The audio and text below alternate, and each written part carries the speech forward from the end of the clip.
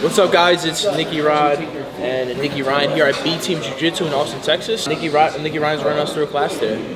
Yeah, so we changed up the format a little bit, so it's a little different than your standard gym where you come in, the instructor shows like, 3-4 moves, and then you guys go into rolling. Recently changed this to where we come in, we let the students show whatever they want. Obviously, we still show some instructions. So today I went over some body lock passing into half guard and then how to actually finish and secure side control. But yeah, we switched the format up a bit, and it seems like the students are liking it. So pretty much we switched the format specifically because ADCC is right in September, so we have a few weeks to prepare for that, and we're really gearing our training, our technique, and our live sessions pretty much towards that goal of winning ADCC. After that, it'll be 3 open rounds, and then after that, I'll call everyone in and we'll do a Q&A. So if you guys want to get a drink of water, now's the time, and then we'll begin live training. 1, 2, 3. With this person trying to do this part, right? Yep.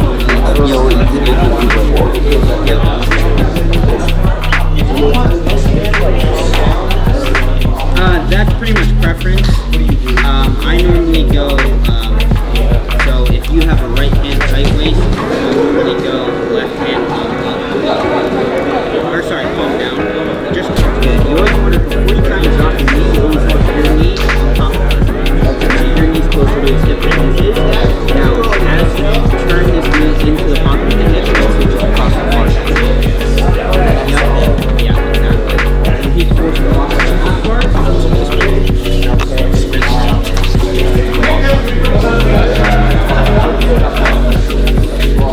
Touch like a little finger.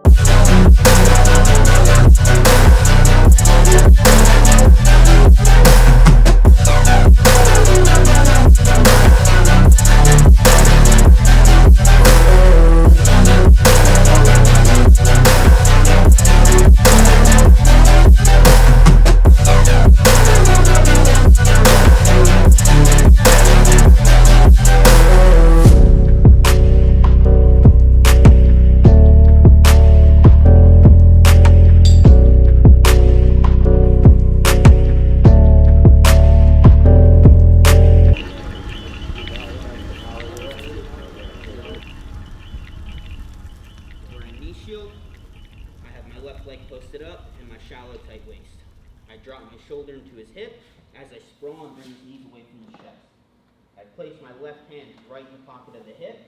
I use a rolling motion of my forearm along his back just so I can get my hand through, which is across to the far shoulder.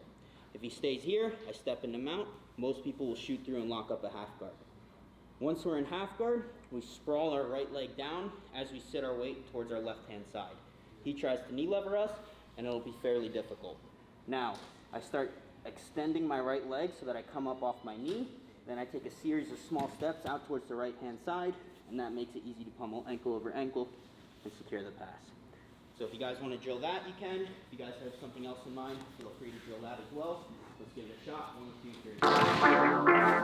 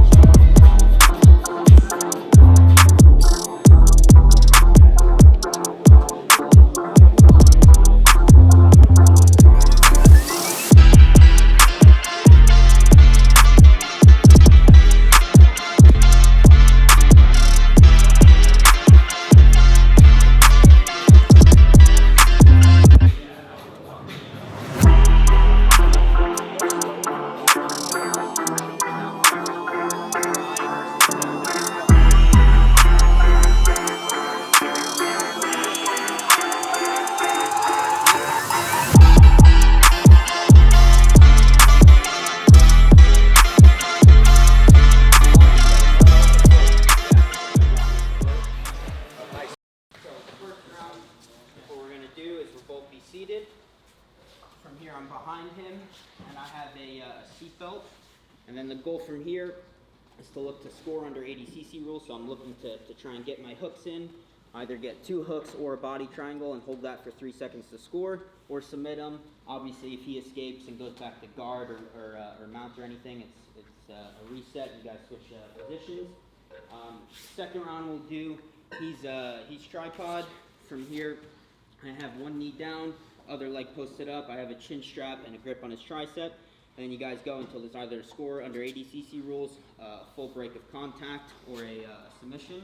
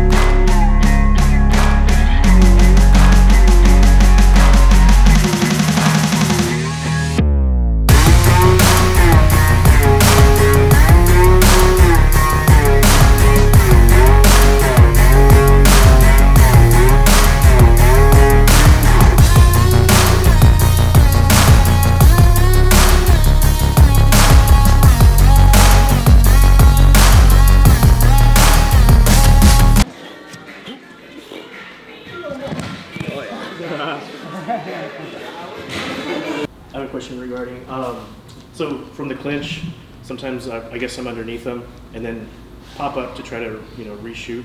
Sometimes I'm too far from the shot so that I don't smash myself back down. Is there a way to, So can I just see the situation you're talking about? Sure. Spencer, can you use it? So I'm here, and I guess they overbear it, and I'm here. Start pushing up to where I try to reshoot, but sometimes I push them too far, I guess, where they're too far, and I try to reshoot, and then they start falling down on me. Is there a way to recover from that shot? Okay, so you're saying how to recover from a bad shot? Yeah. Yeah, so I mean, I guess it kind of depends. Are they stopping you with thumb posts? Are they getting over the back of your head, full hips on head? Is it It's usually, it transitions from here so it's to normally, straight down. Spencer, come here. So it's normally like this. Like let's just say I go to shoot, and he's just thumb posting on my shoulders, like this. Okay, so whenever I come for a shot and he thumb posts on me, I'm gonna look to come back up. Okay, it's gonna be pretty hard to keep driving through. Even thumb posting up isn't really gonna work. Whenever I try and thumb post, it's not to push the hands up. It's normally I'm at a higher level and he's posting on me, and it's just to keep the hands in place while I lower level. Yeah. But if I've already level changed down, there's not much use to this. So instead, a lot of times I'll come over top, I'll start to drive into them, and I'll start snapping back down. Okay. Yeah. Okay, cool. I actually have a question. Yeah. Let me choose you. What are you doing in this situation? It's happening with Isaac. So smash his knees down, and then go bring your legs to this side actually, and then tackle the hips like this. I feel like this is a tough situation for me to start heisting. Okay. How are you How coming to on this? heist up from here? Yeah, yeah. Yeah, let me see. All right, that's what you're doing, Isaac, or no? I'll then you do it from that. You're saying we're here. Okay, so you kind of need to play between both sides. Okay, if I just try and heist up and push into him, he's able to drive my hips down. So a lot of the times I'll need to switch hips. So initially I'll start with a heist up in this direction, and then as he drives me back down to my butt, I'll switch to a whizzer. Oh, wizard. Yeah, I'll switch to a whizzer, and then I can start heisting up to the knee, and sliding out, and then getting back to my feet. Anybody else? Any tips for like passing butterfly body lock when you get to 2-on-1? Just getting over the knee line. So like Okay. stuck there a lot. Yeah, for sure. Daisy. Butterfly guard, body locking, you Yeah, said? like a low body lock. You get to 2-on-1, you get that far. So Oh, so you're saying I get a 2-on-1 yeah, like this? exactly. And then Okay. she's getting over the knee. Okay, yeah. So, to be honest, most of the time from here, I'll have to unlock my hands, okay? If I keep my hands locked and I try and step up, they post in this knee, and now it's very hard. This is the problem you're having, right? So, a lot of times what I'll do is I'll unlock my hands, and I'll use my elbow against their wrist. As I do this, I need to make sure I get over the knee right away. So, I'll unlock, I'll flare my elbow out as my knee comes over top. So it's like elbow and knee move at the same time, and then I can draw his knee away from his chest.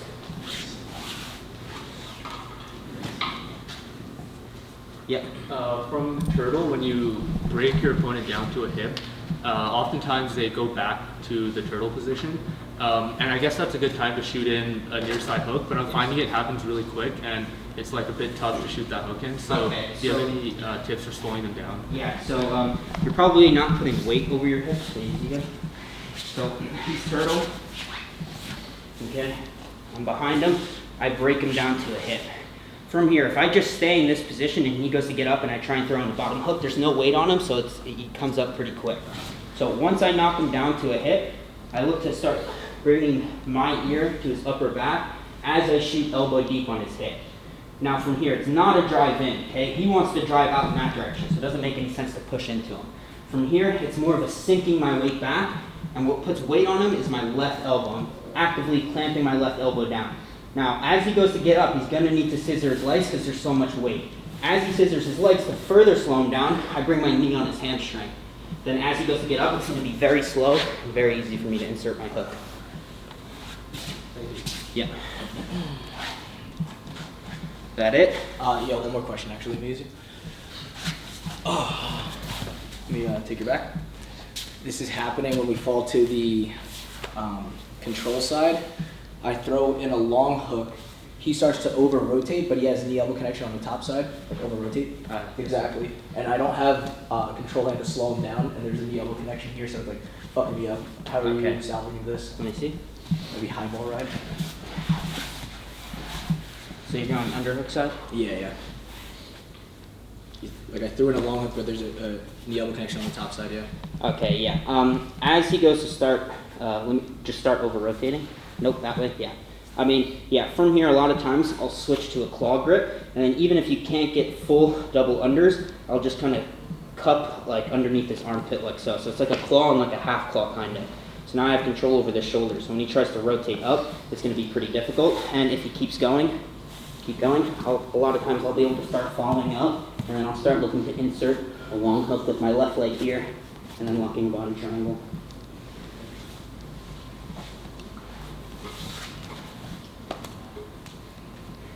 Is that it? What do you like to do if the opponent has one hook in from like turtle? Turtle? Yeah. Don't answer this question. Yeah. Daisy?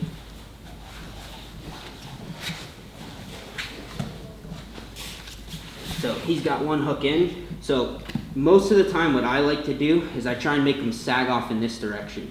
Okay, a lot of people think it's a mistake to step this leg up because you're kind of exposing a far hook. But as long as I step this leg up and I keep a good knee-elbow connection, it's going to be difficult. Even if he gets over the top, I can always use my elbow to re-clear it.